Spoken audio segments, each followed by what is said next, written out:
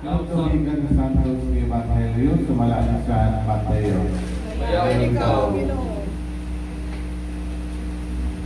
Sa pagkabulong ni Jesus ng ibilanggo sa Juan, niyato siya sa Galilea. Ibiya siya sa Nazaret, o dito puyo sa Capernaum, o sa kalungsod nilangin sa lanaw sa Galilea.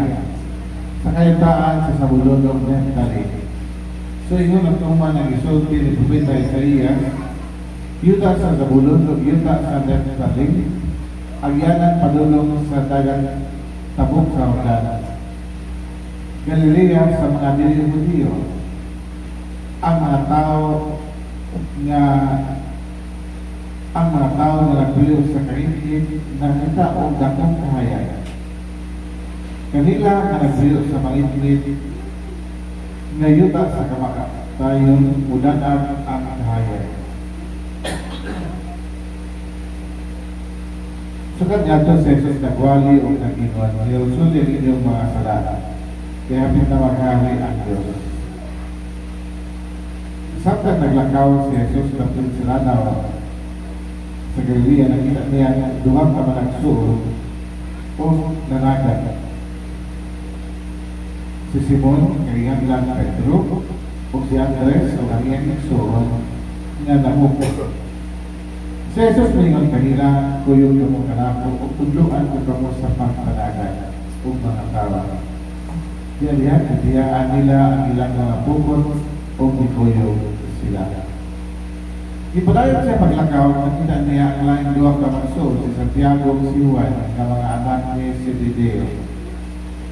Dito sila sa ilang sakayan, uban sa ilang mga nagpuna sila sa ilang mga pukot, gitawag sila ni Jesus.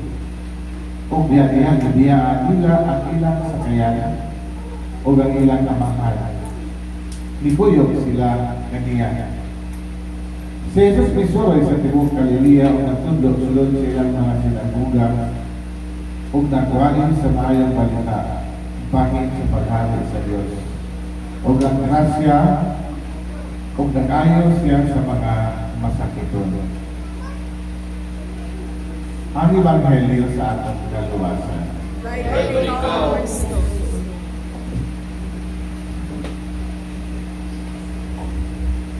Mayong gabi kanilang tanan.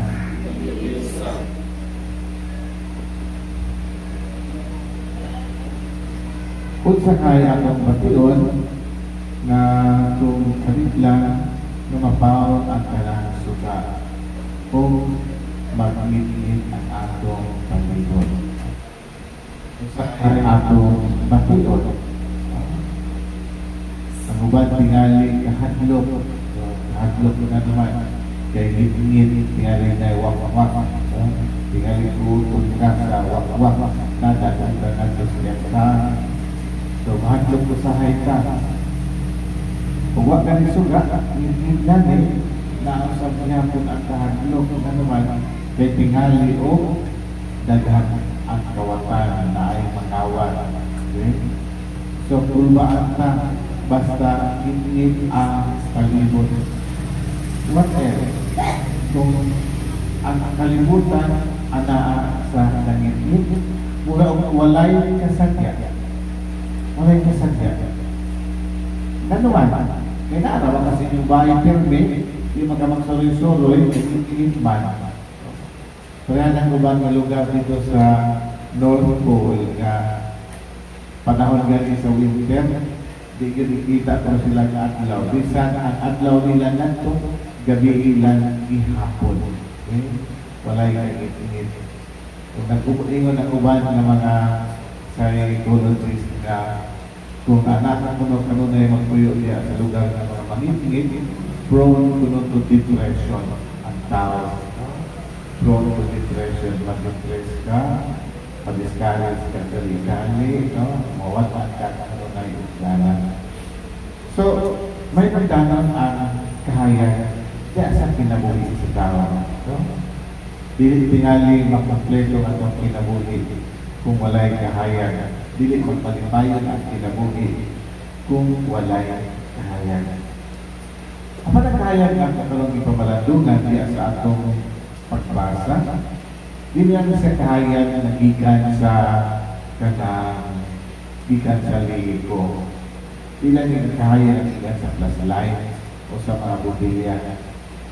Ang atong pumalandong karon nga kahayan mo kini ang kahayan sa Dios nga midan-an sa kalibutan diya sa pag-abot sa iyang bugtong anak sa atong Isaías.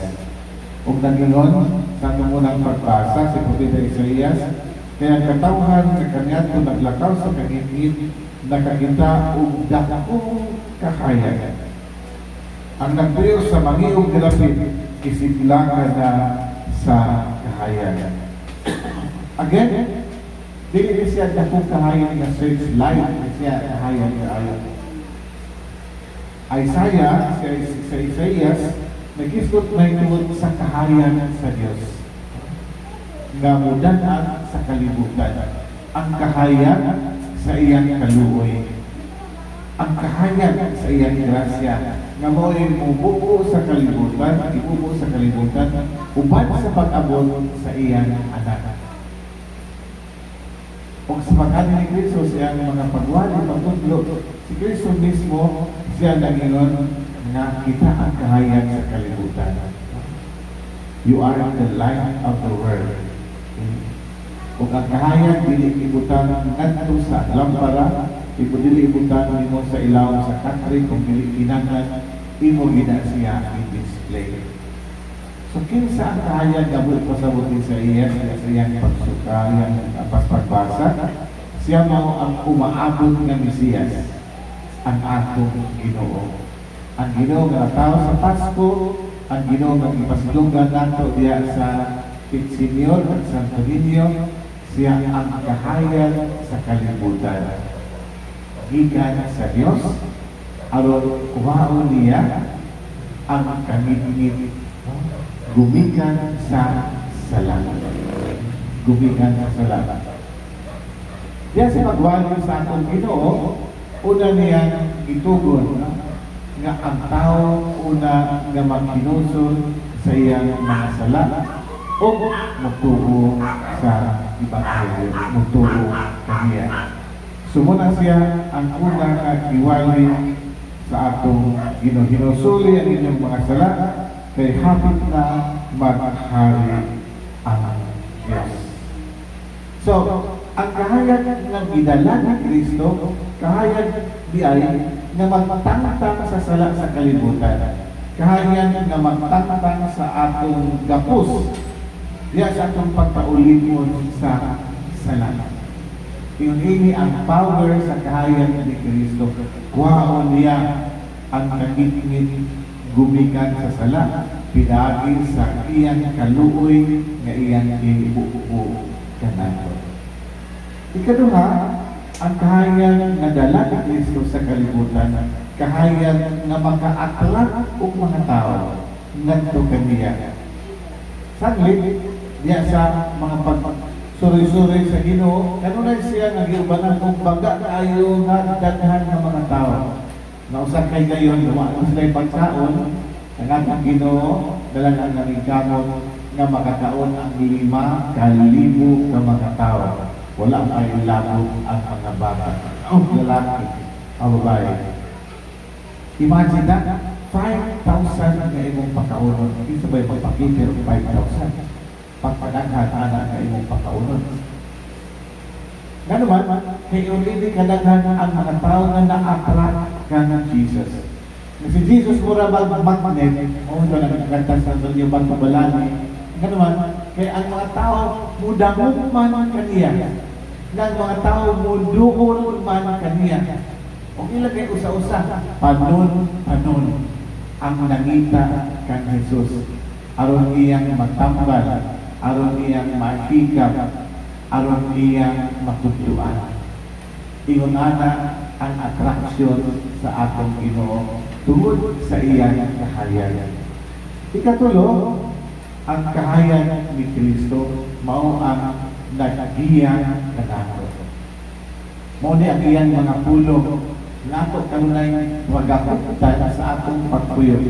Aron mao na siya ang magiya kanato sa atong mga desisyon sa atong kinabuhi. Mao ang maglamdag kanato panahon kung kita dili sigurado sa atong mga buluhaton kung kini kabubuton ba sa Dios o kini ako lang kini ilang kagustuhan. So the light of Christ serves as our guide. The light of Christ serves as a light to where we are going. Naglamdag ka nato sa direksyon sa atong kinabuhi. Now, ang pangutana is, sa atong pagtuyo doon sa kalibutan, ang kahayag man ni Kristo mo'y atong isunod-sunod. O tingali silitang sunod, pero lain na nila kahayag ang atong natataw. Nga naman, kailangan man ang kahayag doon sa kalibutan na mag-attract sa mga tao. Pananglitan, kada Domingo, lain ang kahayag na mag-attract sa mga tatay. Asa mo nga kahayag? Kahayag sa buwangan. Oh, di ba? Daghan ang mga tao na mas ganahan sa buwangan. Kaysa simbahan. Napoy mga tao sa gabi, dito sa Central School, dito gihimo ang concert. Puno kaayo ang eskwelahan. Puno patingalan kaysa katong pagpanaw nato sa Villa Alba Festival. Puno kaayo. Pero wala ang kahayag sa mga batang karon. Dili kahayag sa simbahan, dili kahayag ni Kristo, kung dili kahayag sa mga kaliawan, kahayag sa diskuhan. Muna ang pangita sa mga batang karon. Di sila matrak sa kahayag sa simbahan, mas matrak siya sa kahayag sa mga artista, sa mga concert, sa mga banda. Hagoy, dito ni kagabi, dito kasabot ang sige panood niya ang bilang senior. Sige lang ba na, yan mga bata po sila, kailangan sila sigit-sigit. Huwag niya silang ganahan. What else? Kung sabay kahayag sa kalimutan, kanang mga adik sa gadget. Adik sa gadget. Grabe na sila mamuhay kung hindi makagulit ng cellphone ko sa kadlaw. Muna na ilang kahayag. Kanya, kung hindi ka mag-gay, tudluan na sila sa mga giniganan sa kat na may gipaanan. Gipaanan sa nagkaroon ng bata. At may pagkaroon, cellphone na. Kuha ka ng cellphone. Diba? Pastilan, magbahis ng mga bata. No? Nga naman. Kaya gipaanan man. Mauna na ilang kahayag karon ang mga gadget. Mangutan na kas mga bata. Kung sa ganahan niya ng pinaskuhan, alams na. Ay, magmatinir lang kupo. Ukil lang kupo. Sus, apoy pa yun. Mamili pa. Yan.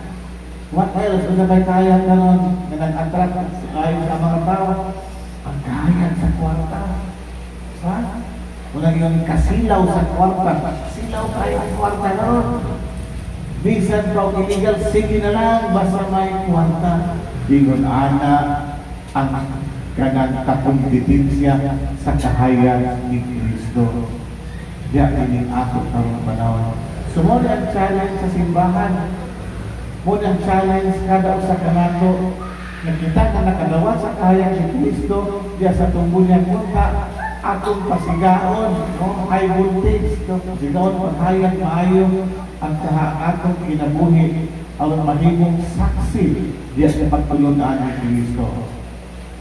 Nakita usab mahimong lamdag nato sa uban ng mga Kristiyano, uban ng mga tao, na nagtuyo pa sa kanilid. Ang problema, imbis kita mo'y maghatag o kanang kahayag Diyos na kanilid, gipaw ang sabdan ng atuhayag kay mas ganahan o sa tag-init kaysa hayag ang tao sa papa. Sumuli ang atong challenge doon. Nagsaulog pa lang sa kita sa mahal na Santo Niño, ginapunta yung kahayag sa Batang Jesus, pinagin sa iyang dako na pagsalig nandun sa atong amahan mo sa ang magkaya, magsiga, ya sa akong kasing-kasing sa akong kinabuhi.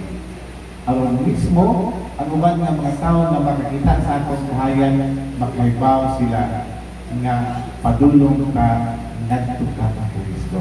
They are in good hands. Padulong sa akong kalunasan. Amen. Magindog.